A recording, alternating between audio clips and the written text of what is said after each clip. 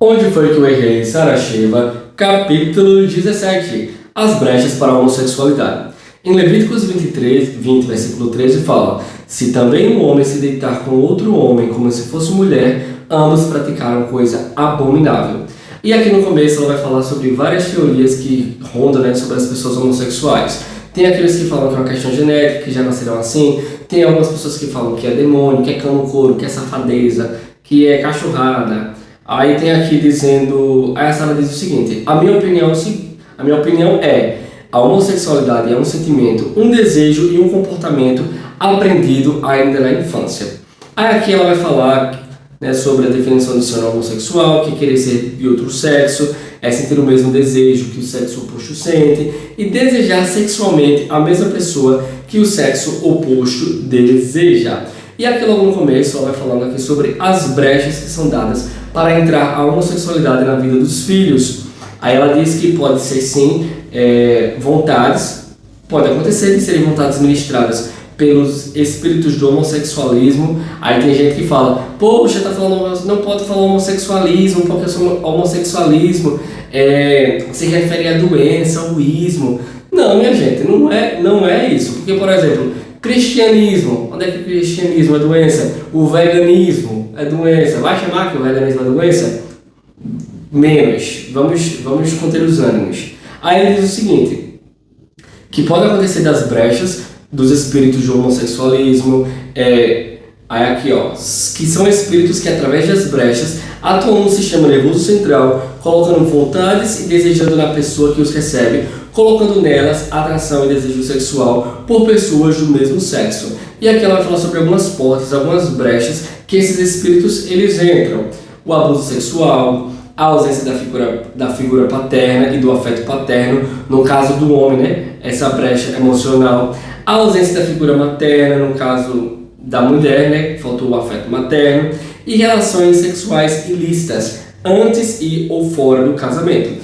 A primeira aqui que ela fala sobre o abuso sexual, que não só abre uma brecha espiritual na vida da criança, como também pode despertar o desejo sexual mais cedo. Porque primeiro é um trauma na vida da criança, porque ela foi despertada, por exemplo, se ela foi bulinada, se ela foi abusada por uma pessoa do sexo masculino, um menino, foi o primeiro contato sexual que teve. Então a memória, a primeira lembrança de prazer que existe naquela criança foi com a pessoa do sexo oposto, não, do próprio sexo. Então o que acontece? Vai ficar registrado naquela memória. Foi um desejo que foi aprendido ali. Aí ela fala aqui que o sexo ele tem o poder de transferir espíritos entre os parceiros.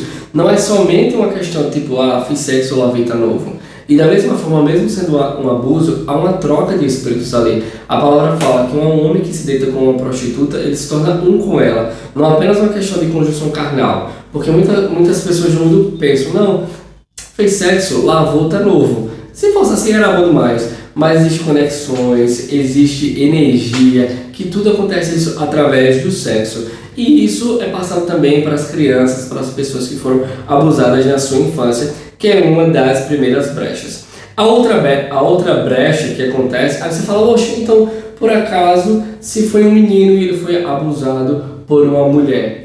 Cada pessoa tem um mundo diferente, a cabeça é um mundo diferente. Às vezes, aquela criança que ela foi abusada por uma mulher e se tornou homossexual, foi por conta que criou trauma, aversão. A figura feminina, aquela criança, é de violação, é de sofrimento, outra palavrinha. Violação, sofrimento, de dor, de trauma mesmo. Então, já para se esquivar dessa situação traumática, aí se vira para o próprio sexo. Outra brecha que dá para a homossexualidade, que a Sara fala aqui, é a ausência da figura paterna ou materna. Às vezes o homossexual ele fica buscando nos parceiros a falta do amor do pai, que não teve. Às vezes as meninas procuram o afeto da mãe, aquele amor de mãe, aquela carência de mãe. E uma coisa que é muito interessante que a Sara fala aqui, que normalmente as pessoas homossexuais, elas têm uma carência muito grande. Então, quando está em um relacionamento, é aquele relacionamento doentio, de ciúmes, de apego, que quando a pessoa se acaba o relacionamento, só falta morrer.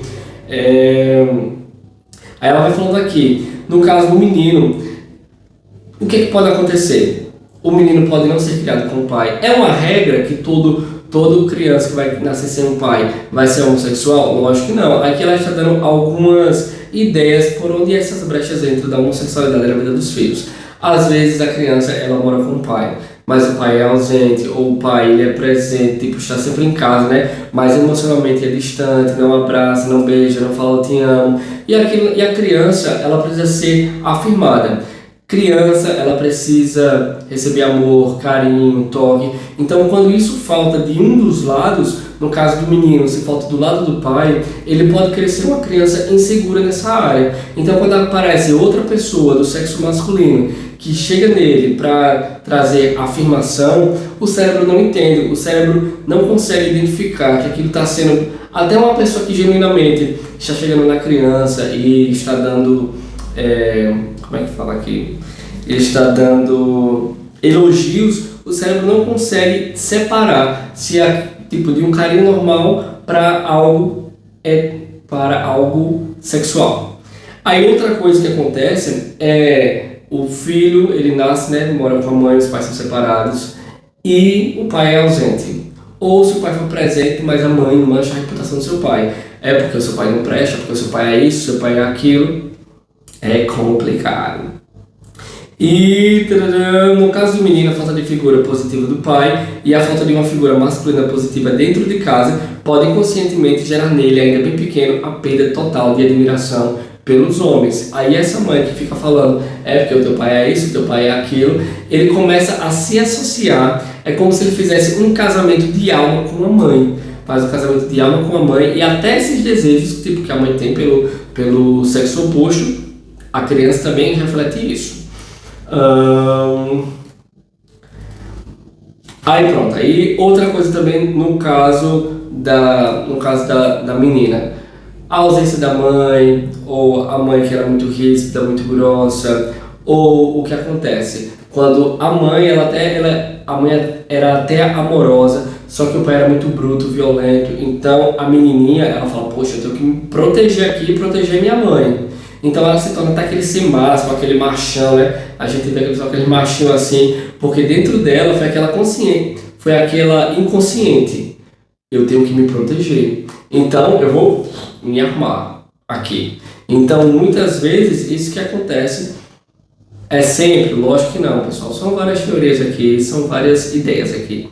Então nisso daí, para proteger a mãe, se torna um macho, para defender a mãe do pai ou do padrasto, seja lá do quem for, e isso vai causando o que? Aversão aos homens, a ausência da mãe, a falta da afetividade feminina. Isso também vai fazendo com que a menina vá procurar em outro local, em outras mulheres, o amor de mãe que faltou. Mas eu tive um relacionamento muito bom com a minha mãe, a fulana teve um relacionamento muito bom com a mãe dela, só que aí muitas vezes o pai era bruto, agressivo, você tomou o partido da mãe, casou, aí você fala, mas no caso do menino não casou com a mãe. No caso da menina, ela protegeu e ela viu naquele homem, e ela viu no homem um risco à sua segurança. Então, na medida de combater ela se torna Aquelas que são lésbicas e são assim, bem másculas assim. Aí outra brecha que ela fala aqui, as mães que deturpam a imagem dos pais, seja para o menino, seja para a menina. Aí fala que alguns são tão carentes e solitárias, algumas mães, elas são tão doentes, carentes e solitárias, que elas preferem que os seus filhos sejam homossexuais a heterossexuais, porque assim não vão precisar dividir o filho delas com homem, com mulher nenhuma. Aí a Sara vai falando, né, que as vontades e os desejos das pessoas podem ser transformados, por isso não podemos determinar que algo ligado à vontade seja uma condição imutável, pois na verdade as vontades podem mudar. Em Marcos 10, versículo 6 e 7 disse Jesus, desde o princípio da criação, Deus os fez, homem e mulher. Por isso deixará o homem a seu pai e a sua mãe e unir-se-á a sua mulher. Aí fala aqui, no caso de uma menina, a falta da figura feminina pode acontecer, aversão ao homem, se ela foi abusada, se teve um estupro, se ela presenciou acidentalmente uma relação sexual entre os pais ou outro casal qualquer, ela pode tomar aversão ao sexo com o homem por ter ficado com a má impressão do ato sexual, inclusive da penetração. Porque quando a criança está vendo os pais ou qualquer outro adulto tendo uma relação sexual, além do momento lá que o feromônio é liberado, que causa muitos danos à criança, a criança enxerga aquilo como uma agressão física, entendeu? E uma menina que ela foi abusada, ela pode, ou presenciado, a relação sexual pode ter aparentado brutalidade e dor, quando na verdade, na questão da relação sexual com os pais, não estava havendo nada disso, mas a visão de criança era o que a pessoa estava vendo. Ela pode ter presenciado um ato sexual onde os amantes estavam apenas em seu particular desempenhando a sua função sexual ali.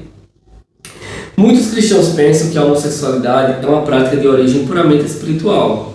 Porém, eu não concordo que seja apenas espiritual. Acredito que está bastante ligado a razões emocionais.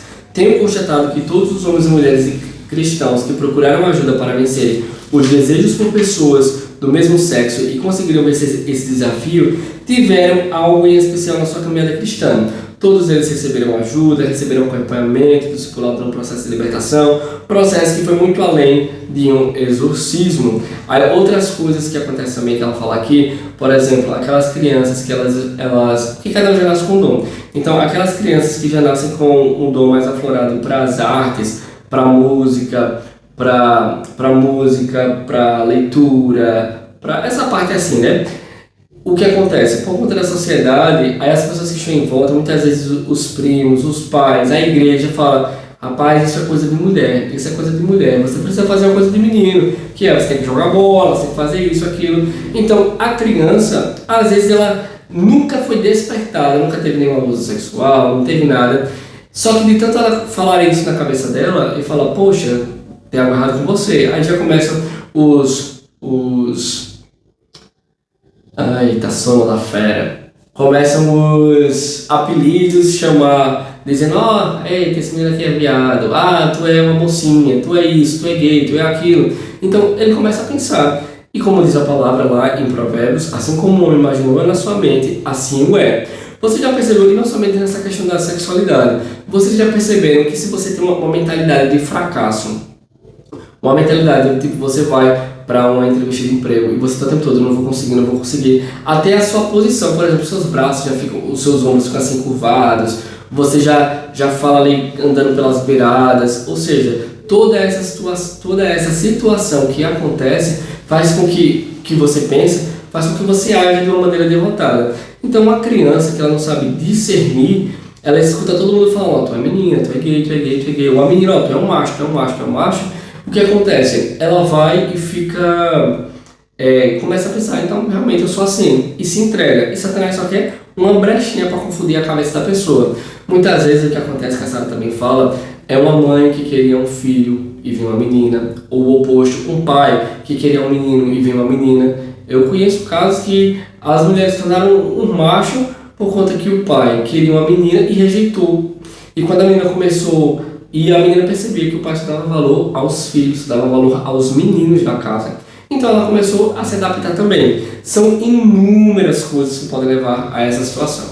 Aí ela vai falar aqui que todas as pessoas, né, que quiseram ter as suas vontades ligadas à homossexualidade mudadas, elas tiveram um padrão, que foi de pedir ajuda, estar acompanhado de pessoas do próprio sexo, mas que fossem pessoas modelos, e entrar num discipulado, ou seja, alguém que acompanhava a vida delas, porque sozinho realmente qualquer pecado que você tem na sua vida, sozinho você não vai conseguir vencer. Aí você fala, talvez você pergunta: oxe, mas como é que você está dizendo que a homossexualidade ele é um pecado? Esse é um livro cristão, então se ele é um livro cristão, você não espere que tenha alguma coisa que vá contradizer a Bíblia. Vamos lá, continuando. No caso do homem sexual, do homem homossexual, o caráter masculino precisa ser reconstruído nele. Só assim ele perderá naturalmente os seus trejeitos, estando ao redor de homens masculinos, homens mais velhos, maduros, que possam ajudar, aconselhar. E no caso da mulher, estando rodeado no meio feminino. Porque o que acontece quando há essa mudança de chave, aí fica esse homem no mundo das mulheres e essa mulher no mundo dos homens, tudo de fio trocado. É por intermédio da vida de homens de Deus que um homem que está lutando contra os desejos homossexuais recebe amor e incentivo para prosseguir. Aí ela fala aqui, né? Fico triste quando vejo no meio do povo de Deus um irmão que apresenta trejeitos afeminados andando apenas com mulheres. Porque muitas vezes a igreja hoje ela está pronta para receber os homossexuais, transexuais, transgêneros? Não está. Porque o preconceito ainda é muito grande, aí muitas vezes os homens, a Sara fala aqui que muitas vezes os homens elas têm aquele medo de se relacionar com aquele homem homossexual ou aquela mulher lésbica, porque tem medo que vai lá em cima, vai cantar, vai se apaixonar e por aí vai. Se esse cara continuar andando com as mulheres, nunca aprenderá uma nova maneira de falar, andar, de gesticular, sempre será feminino e nunca masculino. A restauração de caráter masculino e das suas vontades desse irmão depende diretamente do esforço também dos homens de Deus da igreja em amá-lo e aceitá-lo como parte do corpo de Cristo, influenciando-o, porque ele vai começar a entender, poxa, um homem pode me amar sem ser de uma forma erótica, uma mulher pode me amar sem ser de uma forma erótica, e Deus vai curando. Quanto às crianças, quando elas apresentarem trejeitos já na infância, a mesma atitude deve ser tomada. Os pais devem ser abertos para conversar sobre o assunto sem oprimi-los. Devem ser abertos para lidar com possíveis confissões de seus filhos, principalmente as confissões de possíveis abusos sexuais sofridos pela criança, mas não devem discipliná-lo com a vara por causa disso, porque a criança ela foi uma vítima ali naquela situação. E tem outra... Eu ouvi outra teoria, vou dizer assim, sobre essa questão, que foi com a Tânia Teresa. A Tânia Teresa, né, que ela era uma juíza famosa aqui no Brasil, se aposentou, e ela hoje é uma pregadora da palavra, e ela fala muito sobre as heranças, as maldições hereditárias, as heranças hereditárias. E ela diz o seguinte, que quando a mulher, ela que edifica a casa, ela é o que dá o sustento à casa, e o homem, ele é como se fosse o telhado, ele que protege, que cobre a casa. Então, quando o homem ele está andando, quando o homem da casa, quando o pai ele está andando ali em perversão, traição, pornografia, é como se as telhas da casa elas foram retiradas. Aí vem as brechas, tudo que for aí de dilúvio do cão começa a descer. E muitas vezes, quando os pais eles têm essa raiz de iniquidade na questão da sexualidade, seja traição, pornografia e por aí vai, os filhos, eles são afetados também nessa área. Aí você fala, mas isso não é justo. E eu não acredito nessa questão dessa herança hereditária, porque Jesus morreu na cruz e ele já resolveu tudo. Mas, por exemplo, aí, eu vou citar só um exemplo aí, que até hoje a gente paga. Pronto, o pai e a mãe da humanidade pecaram, até hoje a gente está pagando. Adão pecou, Eva pecou, era para ser tudo perfeito. Até hoje a gente paga do erro dele lá. Imagine, meu pai disse isso foi mais de não sei quantos anos atrás. Imagine agora um pai que descobre, que descobre a sua família espiritualmente. Porque o pai é para cobrir a sua família em proteção, a mãe é o que dá o sustento, é a base, como diz a palavra, a mulher sabe, edifica a casa, onde os filhos eles podem caminhar, porque sabem que estão em um lugar seguro. O homem ele é a proteção. E se o homem está por aí vadiando, o que acontece? É desprotegido. Aí muitas vezes fala, oxe, mas esse menino, mas eu nunca fui abusado, nunca aconteceu isso. Muitas vezes vai lá na infância, o pai trai a mãe, o avô, e por aí vai. E isso também influencia. A Sara termina dizendo o seguinte, eu creio que ninguém é homossexual, mas a pessoa está vivendo como homossexual, está experimentando um desejo, uma vontade homossexual, mas ela não é homossexual. Em minha opinião, o maior pré-conceito, ou seja, um conceito já formado, é dizermos que alguém é homossexual. É a mesma coisa que dizer que a situação é imutável. Uma pessoa com desejos homossexuais não deve ser escrava daquela condição. Eu creio na restauração, creio na reconstrução do caráter dela e na mudança de vontades. E a Sarah, ela fala muito, ela diz o seguinte, que eu nunca tive problema com a homossexualidade, mas eu tive uma vida de heterossexualidade pervertida. Ela era ninfomaníaca e ela dizia que os homens não cansavam ela. Ela nunca ficava saciada. Ela sempre queria mais, ela cansava dos homens. E na medida que ela foi andando com o Senhor, a vontade dela foi sendo transformada. Aquele desejo foi completamente mudado. E ela disse, o Senhor pode transformar o desejo de uma pessoa heterossexual completamente, porque não muda de um homossexual. Porque seria até Deus injusto, né? Falar, olha, isso é pecado, você não pode fazer isso, e não dar uma solução, um caminho para isso, sem existir nenhuma possibilidade. Os pais e líderes devem vigiar essa questão, devem ficar atentos às brechas para a homossexualidade e devem cuidar de seus filhos com zelo e amor, profetizando sobre os seus filhos e filhas e sobre as vontades deles. Não o que as circunstâncias dizem, mas o que a palavra de Deus diz. E é isso aí, pessoal. Sejam abençoados na prática da palavra. Só sucesso.